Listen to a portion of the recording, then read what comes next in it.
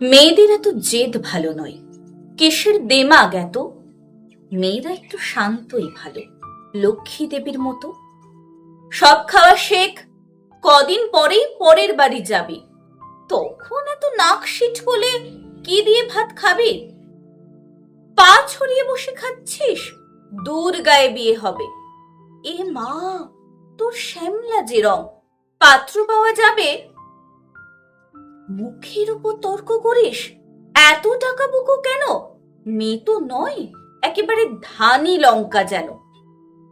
এসব কথা আমরা মেয়েরা প্রায় সকলেই থাকি শুনে, কেউ কম শুনি, কেউ বা বেশি, কেউ কয়েকটা হাতে গুনে। এসব শুনেই কত মেয়েদের ছোট হয় ছোটবেলা।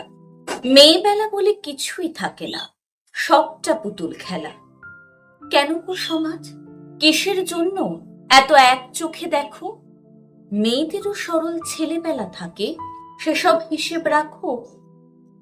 কেন গো মেয়েরা ডান পিঠে হলেই দড়ে দিয়ে রাখো তালা? তোমরা জানো না দেবী নারায়ণী লক্ষ্মী ও চঞ্চলা? তোমরাই বলো মা কালী নাকি আমিষে পরিতৃপ্তা। আমি কেন তবে সব খাওয়া শিখি, ডাল ভাত থেকে শুক্তা? কেন পারবো না, কেন পারবো না তর্ক করতে, যদি সত্যি সঠিক জানি? তর্কশাস্ত্রের সরস্বতী স্বয়ং বিজয়িনী। ডাকাবুকো যদি না হতো দুর্গা, অসুর নিধন হতো। সাধারণ মেয়ে সাহসী হলেই ধানি লঙ্কার মতো। অনেক হয়েছে, অনেক হয়েছে, সারো হে সমাজ, এক চোখামিটা ছাড়ো।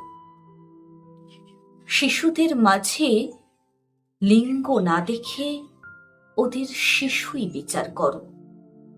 সময় এসেছে, সময় এসেছে, মেয়েদের পায়ের বেরি করে দাও খোলা।